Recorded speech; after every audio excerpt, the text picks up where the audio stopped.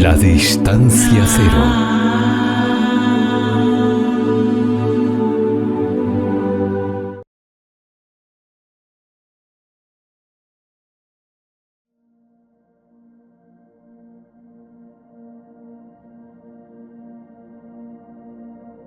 Ramés Balsekar. El obstáculo que desafía la iluminación. El despertar no puede ser experiencia personal. El despertar es un destello de comprensión súbita que es inmediato o no inmediato. Una comprensión como tal, sin comprender. Despertar significa comprender la intemporalidad y por lo tanto no puede ocurrir en la duración. De hecho, cuando se produce el despertar, la única experiencia suele ser que el tiempo se detuvo. Algo, en algún lugar, no necesariamente algo nuevo, crea de repente un impacto sin precedentes y el fenómeno reacciona con una conmoción. Por ejemplo, puede dejar de repente lo que estaba haciendo o juntar las manos en un vibrante aplauso. Es importante comprender que la psique no es capaz de registrar un suceso repentino de este tipo porque la psique es un fenómeno en extensión espaciotemporal y, por lo tanto, tal despertar no puede ser una experiencia psicosomática personal. Pero un fenómeno podría ser el medio a través del cual ocurre y sobre el que el impacto podría producir un efecto. La paz mental vista a un nivel inferior o la iluminación a un nivel superior no es un objeto. Es un estado mental en el que el deseo de un objeto, cualquiera que sea, material o espiritual, no está presente. En este estado, la mente escindida del sujeto y objeto pregunta con prontitud: lo acepto, pero ¿cómo puedo alcanzar ese estado? Y ahí está el problema. Esa es precisamente la cuestión. Ese estado mental solo puede darse, no puede alcanzarse, cuando no hay deseo de ningún objeto, solo cuando cesa la propia búsqueda. Y para que cese la búsqueda, el propio buscador debe desaparecer. El buscador busca la iluminación, quiere conocer su verdadera naturaleza. Va de un gurú a otro y se alegra cuando se producen lo que él llama experiencias espirituales. Pero casi siempre pasa por alto el punto más importante. Ninguna psique soma, ningún individuo aparente que busque algo como entidad autónoma y que piense y actúe en esa capacidad, es capaz de apercibir nada significativo respecto a su verdadera naturaleza. La verdad total y última es que todo lo existente es objetivo y la existencia objetiva es solo una noción. La conciencia es el uno sin segundo, la fuente de todo. El quién, el qué, el dónde y el cuándo son todas imágenes conceptuales en la conciencia. Todas son reales, como cualquier espejismo o sueño. La totalidad de la manifestación y todo lo que hay en ella es la conciencia misma, la unicidad. Todo lo que hay es conciencia, no consciente de sí misma en su subjetividad nouménica, pero percibida por sí misma como manifestación fenoménica en su expresión objetiva. Si esto se comprende en profundidad, no hay nada más que comprender. ¿Por qué? Porque tal comprensión debe conllevar la comprensión de que no existe una entidad individual como tal.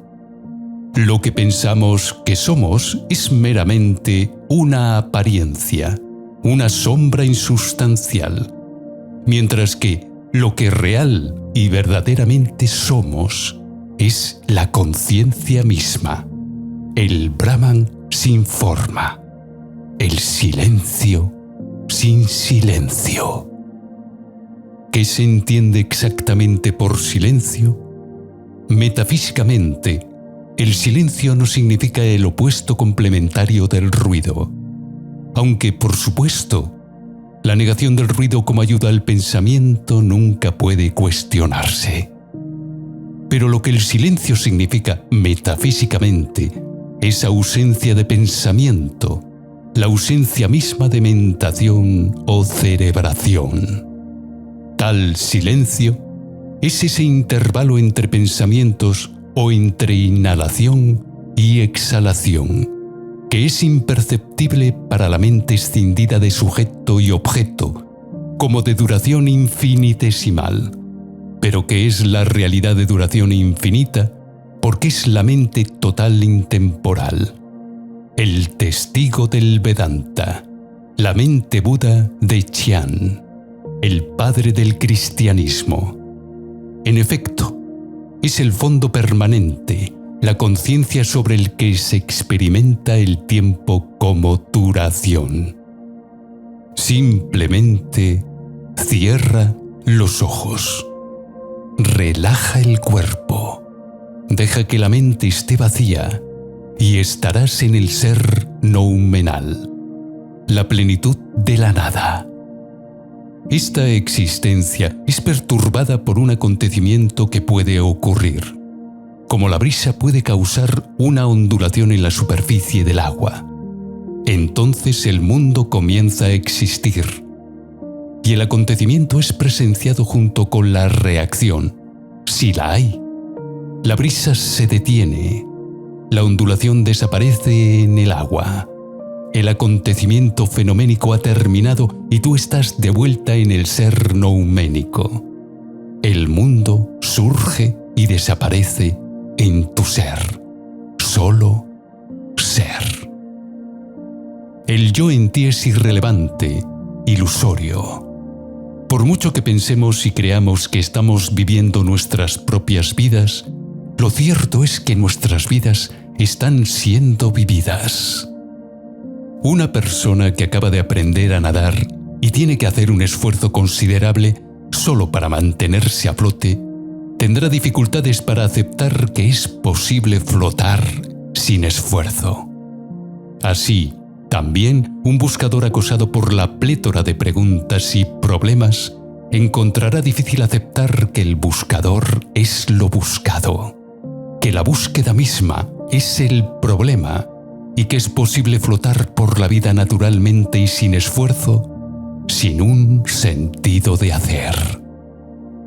Hay otro tipo de relajación, ni física ni mental, que no debe lograrse, sino que solo puede ocurrir como resultado de la comprensión más profunda posible, de que la entidad individual como el yo, en oposición al otro, realmente no existe.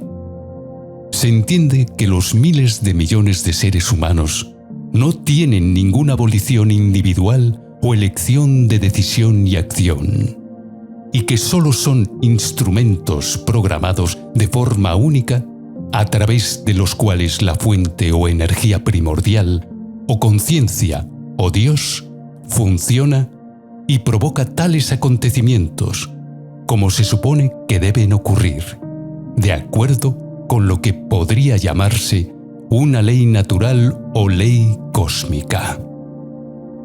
La aceptación total de este concepto, que uno puede probar en el fuego de su propia experiencia, resulta en la aceptación total de lo que es como la voluntad de Dios, que conduce a la relajación real del organismo cuerpo-mente, que conduce a la iluminación o autorrealización.